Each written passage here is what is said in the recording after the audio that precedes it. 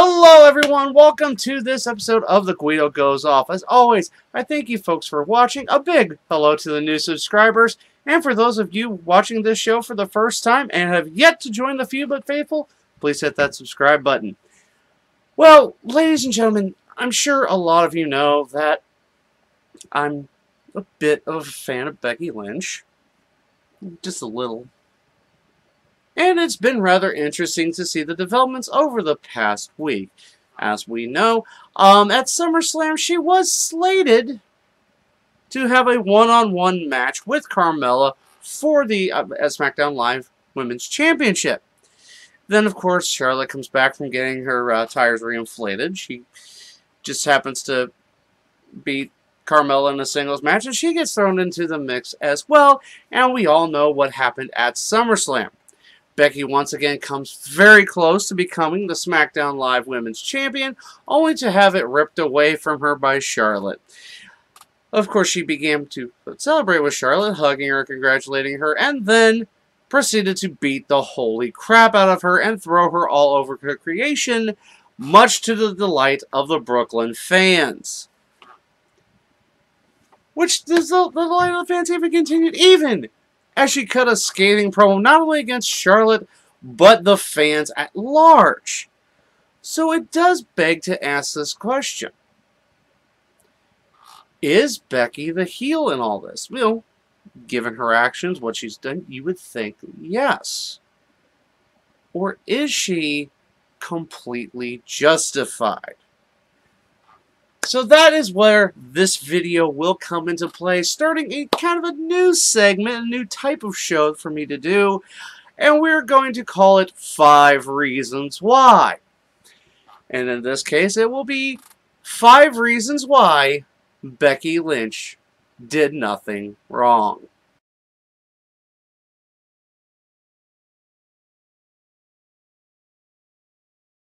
So, of course, you got to start at the first reason, and the first reason is pretty glaringly obvious, and that has been the booking of Becky Lynch. Let's face facts. Prior to SummerSlam, she hadn't received a one-on-one title match ever since her rematch against Alexa Bliss, which was almost 2 years ago. I mean, of course, she was involved in that huge 6-7 person match at WrestleMania 33. But then again, like I said, it was everybody on the women's roster.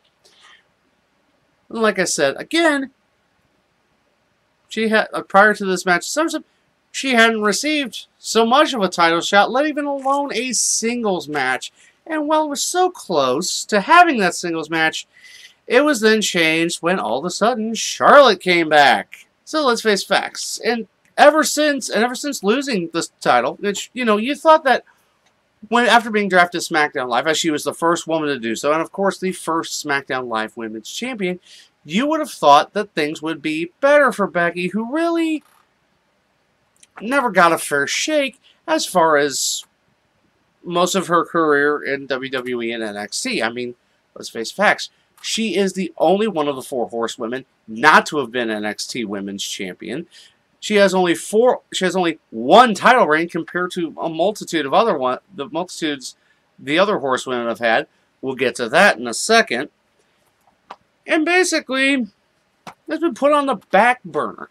I mean, I've heard reasons from Kevin Dunn didn't like her accent, which, really?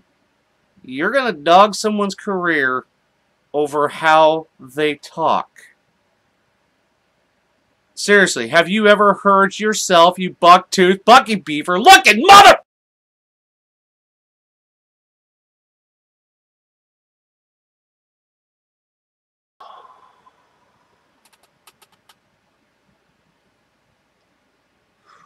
Okay.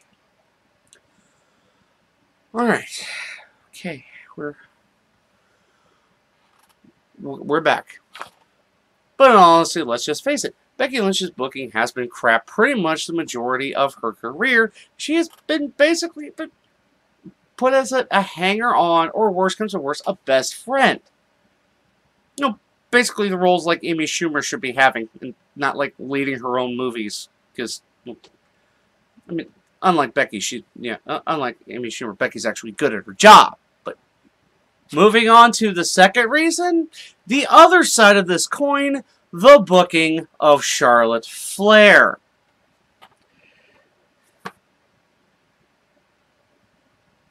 Let's face facts, the last couple years, ever since they started this Divas Evolution, or basically actually the last 4, even going back to the Evolution, it's been pretty much shown that, for lack of a better term, the women's division has been built around Charlotte Flair. I mean, you can just go by the numbers. If you don't include NXT, she's had 7 separate title reigns in the past 2 years, and over her career, 8 if you count NXT. Now, to put that number into perspective, that is as many title reigns as all the other horsewomen combined. You don't believe my math? Sasha Banks has 5. Bayley has 2. Becky has 1.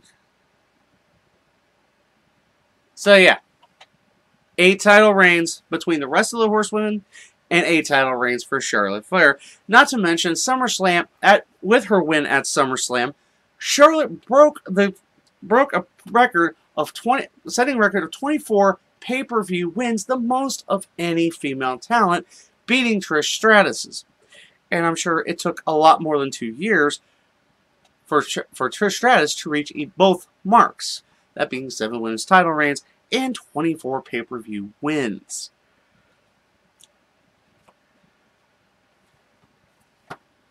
And this past WrestleMania, she was fed Asuka's streak. And let's face facts, what has Asuka been since? Someone else put to the back burner. So it's not just Becky, it's not just Asuka. Basically, almost an entire women's division being put behind Charlotte Flair. Now, is this a bad thing? Well, this also brings me to my third reason why Becky did nothing wrong: the booking of the entire women's division. Recently on Busted Open Radio, Becky made some comments about why she hasn't been getting the opportunities that Charlotte has. A couple of the things were, is she not blonde enough? Does she not have enough enhancements? Boob jobs! For those of you playing at home and don't quite get that. Tits, bro. You know, the sole reason Vince Russo ever booked women. So let's put that into perspective also by some numbers. For those of you that don't know, we've had 5 SmackDown Live Women's Champions. Those being Becky Lynch, Alexa Bliss, Naomi, Carmella, and Charlotte. Of those numbers, 3 of them are blonde, which leads credit to that her first statement, and 2, well, while they were on SmackDown, had some work done. Of course, Alexis also had some work done, but that was after she left and went to Raw. So, yeah, and it does bring up a certain questioning that maybe, just maybe, as far as their women's division, WWE still requires a certain look, even in the post-Diva era. Blonde, just, I mean, think about it. How the hell else was Carmella SmackDown Women's Champion?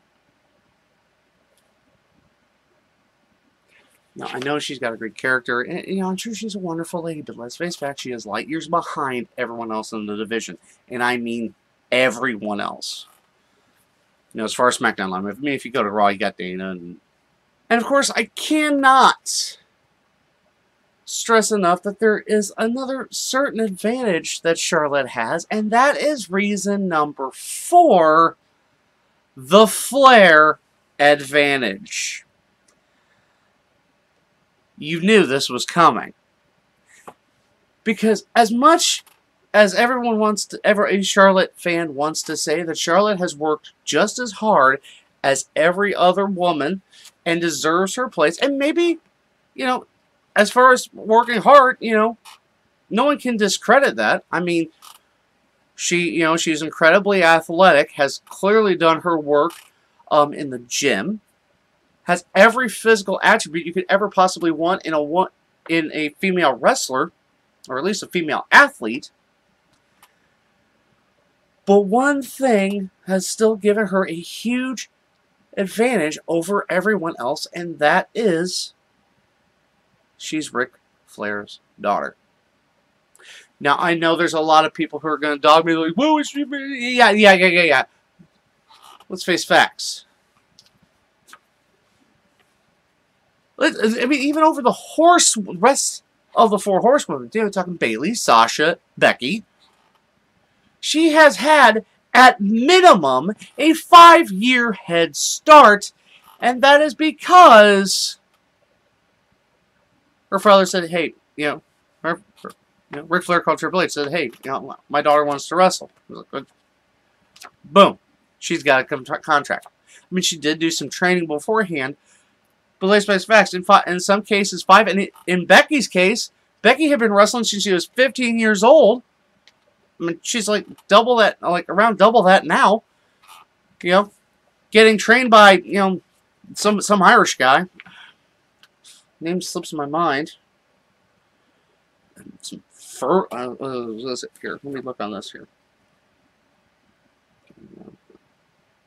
Fergal. I don't know. Who knows what happened to that guy? In the case of Becky, a 10-year head start, as she pretty much was already in WWE. And then, as she has progressed, it's just been seeming more and more. And if you look at the grander scheme of things, that the division has been built around her. There have been puff pieces calling her the greatest women's wrestler of all time. And why is that? Why is it now all of a sudden she's the greatest women's wrestler of all time? And let's face facts, every step of the way, a certain piece of the Nature Boy has followed her. Whether it be himself, in her corner, giving her advice, or the fact that even though she began as Charlotte, she's now referred to as Charlotte Flair. And as much as people are saying, well, I know that your next episode was, well, she didn't want to be, she didn't want to use her dad's name and all that. Yeah. And I'm sure she didn't want the money and the fame and the adulations that came with. I'm sure she didn't want that. Regardless of whether she wanted it or not, she is Ric Flair's daughter, and that has granted her certain advantages. And I did find it interesting that she says it's lonely at the top.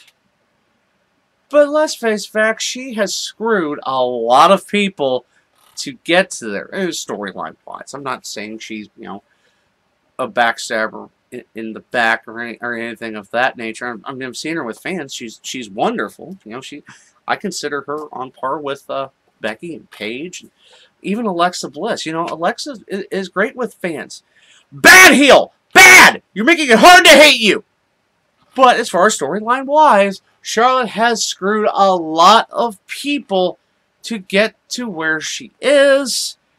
None, however, has she screwed more than her best friend, Becky Lynch. That's right, reason number 5. Becky has basically been Charlotte's stepping stone to the top. I mean, don't get me wrong, there have been a lot of people used to get Charlotte Flair to where she is today. And don't get me wrong, it has also grown some resentment with fans. Fans comparing Charlotte now, this is fairly recent, but comparing her now to a certain big dog. as far as opportunities, don't get me wrong, I don't think Roman Reigns has nearly the reigns that Charlotte has, but you can kind of see the parallels. So, all these things put together, was Becky justified? The answer is yes. And the fans agree with that. Despite the fact that, Becky was Charlotte's best friend, but we all know that Charlotte was more than willing to sacrifice that friendship to become champion yet again. And you say it's lonely at the top, but hey, you're still there.